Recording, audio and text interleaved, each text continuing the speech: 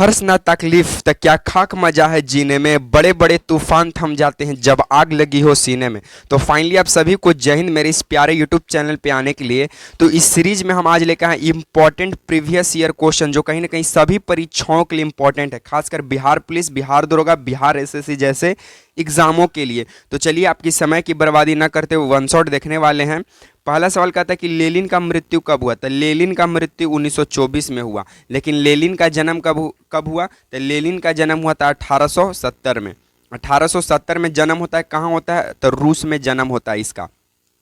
तो लेनिन का जन्म रूस में 1870 में होता है, मृत्यु 1924 में होता है। लेकिन लेनिन जो है नई आर्थिक नीति 1921 में लाता है। ये मजदूरों के हित में काम करते थे। चार्ल्स दसम को फांसी कब दिया गया, तो 1649 में। चार्ल्स दसम को फांसी कब दिया गया, 1649 में। भारत में रेपो रेट कौन निर्धारित करता है, तो भारत में repo rate RBI, reserve bank of India निर्धारित करता है। उससे पहले आपको हम कुछ इंपॉर्टेंट बात बता देते हैं। आरबीआई की स्थापना 1935 में हुआ, ठीक है। अधिनियम 1934 में हुआ। अधिनियम कौन हिसाब से आया था, 1934 में। स्थापना 1935 में। मुख्यालय मुंबई में है। इसका पहला जो मतलब कि अध्यक्ष थे वो थे ओसबॉर्न स्मिथ, पहले गवर्नर। अब समझ लीजिए कि रेपो रेट क्या होता है। तो आरबीआई जो है, आरबीआई जिस दर पर वाणिज्यिक बैंक को, किस बैंक को, वाणिज्यिक बैंक को पैसा देता है उसी को कहते हैं रेपो रेट। वाणिज्यिक बैंक कहने का मतलब कि एसबीआई हो सकता है, पीएनबी हो सकता है, इस सबको पैसा देता है ना आरबीआई। तो आरबीआई जिस रेट पर एसबीआई, पीएनबी जैसे वाणिज्यिक बैंकों को पैसा देता है, जिस दर पर, जिस रेट पर, उसी को कहते हैं रेपो रेट। लेकिन जिस दर पर एसबीआई बैंक, पीएनबी बैंक यानी वाणिज्यिक बैंक आरबीआई को पैसा देता है कभी कभी, तो उसको कहते हैं रिवर्स रेपो रेट। तो समझ में आ गया रेपो रेट क्या है। तो रेपो रेट क्या है, तो आरबीआई जिस रेट पर वाणिज्यिक बैंक जैसे एसबीआई, पीएनबी, एचडीएफसी बैंकों को जिस दर पर पैसा देता है उसको कहते हैं रेपो रेट। चलिए आगे बढ़ते हैं हम लोग। आगे चौथा नंबर हमारा सवाल का आता है कि वनस्पति विज्ञान के जनक कौन है, यानी बोटनी के जनक कौन है। तो बोटेनी के जनक है थियोफ्रेस्टस। वनस्पति विज्ञान के जनक थियोफ्रेस्टस।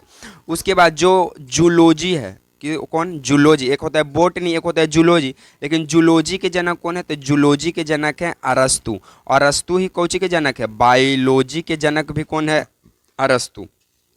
सबसे बड़ी आंख किस स्तनधारी प्राणी को होता है, तो सबसे बड़ी आंख हिरन का होता है। सबसे बड़ी आंख किस स्तनधारी प्राणी का होता है, तो हिरन का होता है।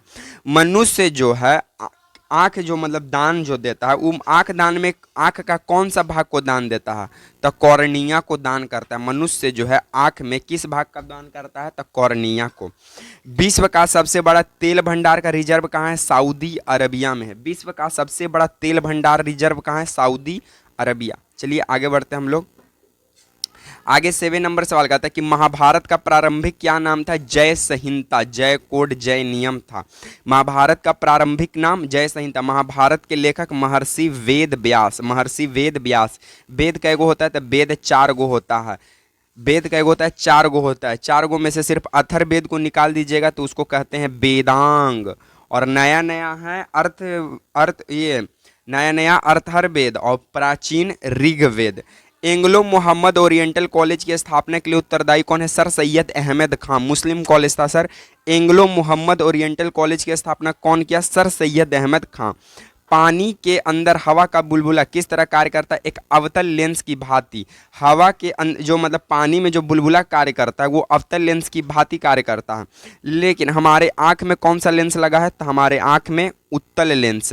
हमारे आँख में उत्तल लेंस। साथ में दाढ़ी बनाने में हजामती यानी दाढ़ी बनाने में किस मिरर का उपयोग करते हैं, तो अवतल दर्पण का। इंग्लैंड में गृह युद्ध कब हुआ, तो 1642 में।